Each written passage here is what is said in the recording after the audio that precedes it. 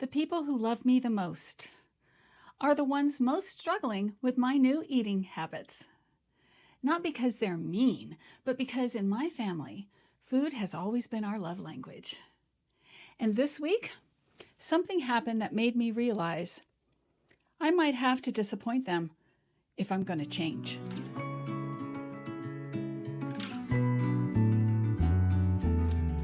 If you've ever had a cookie handed to you with the words, "Just this one, it won't hurt," this vlog is for you. Hi, I'm Debra. I'm 69 and I've lost over 20 pounds on my health journey.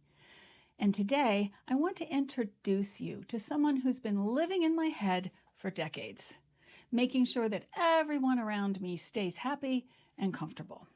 Her name is Fawn, and I have a feeling you're going to recognize her. What's that? Yeah? You're good? Nothing wrong? Well, a little bit of you goes a long ways these days, and I don't need your friends from the package tagging along. You okay with that? You're good? You're happy? Then I'm happy. Who's not happy is my longtime sidekick, Fawn. She's having a hard time with the retirement paperwork I've given her. She's been with me for decades and was very useful at first, keeping the peace, saying yes at the drop of a hat, very loyal.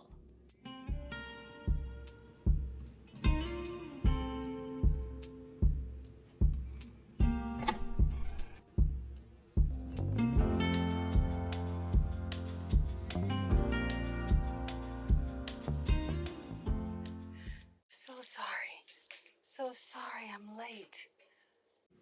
No worries, Fawn. I know how terribly busy you are. I should mention that I've started thinking of my health journey as a garden that I'm growing inside myself.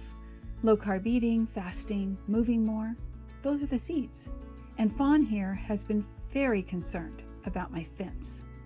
Very concerned. And I hear you were very disappointed when I turned down the birthday cookie last week. Well, food is your family's love language. That cookie they offered you was just a little taste of happiness. It wouldn't have hurt you to have accepted it. My family knows that I've given up refined sugar for all the reasons.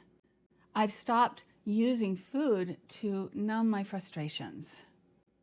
Maybe they just want the comfortable me back. Anna Garten says you cannot be miserable when eating a cookie. Anna's right. For the full 30 seconds while eating this thing, the world is quiet. Maybe my family knows that too. Lord knows I taught them. So when they see me tense or exhausted, they hold out a little cookie like a white flag. Just eat the cookie, they say. They're trying to help you. They could keep the refined sugars off the counter then, just a thought. See, this is what I'm dealing with. Oh, I'd never say that out loud, you know that. But I'd never go back to normal just so they can feel comfortable again. I've lived long enough to experience both sides of this. There were decades, Fawn, decades, where my yeses piled up and I could no longer recognize myself in the mirror anymore. Darling, they're worried about you. When you eat the cookie, everyone relaxes. We've discussed this already, Fawn. I don't want the cookie right now, and most importantly, I don't need the cookie. No cravings, no distracted thoughts, and the energy is flowing, mental and physical. I feel years younger already. But look at you. You're exhausted. Your yes button is even jammed. Oh, I'm just so afraid if I stop, the whole house will fall apart. It won't, sweetie, especially since I'm resolved now not to bury myself under anything, cookies or otherwise, that robs me of my freedom. So look, Fawn, there's a break room I've prepared in my brain just for you. There's a new recliner there and all the no's you've never gotten to say. And you can go there now. Really? It's quiet? No one interrupting me for a favor or asking to borrow money? Total silence. Go on. I've got our backs now.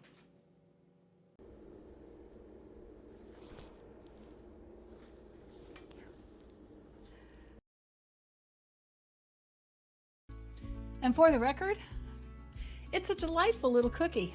Maybe another time though, when I choose it on my own terms for pure enjoyment. But today, my garden doesn't need it, and neither do I. Hey yous, the dishes are still in the sink. Anyone? No? Well, they'll still be here when you're ready. Healing isn't about never eating a cookie again. It's about something much quieter than that. It's about being able to say no without feeling like you're hurting someone, and being able to say yes without feeling like you've done something wrong. And for me, that's the fence I'm learning to build. Because the truth is, the people who love us aren't trying to stop us. But if we don't protect what we're growing, no one else will. And if this content spoke to you, if you've ever felt a little alone in trying to change, go ahead and like this video and consider subscribing to the channel. It really does help this little corner of the YouTube garden reach other women who might need it too. Butterfly friends, I'd really love to hear your stories. What's something someone has said to you about food that stuck with you, even if they meant it kindly, and especially if they meant it kindly? I'll see you next Tuesday, and we'll keep tending our gardens together.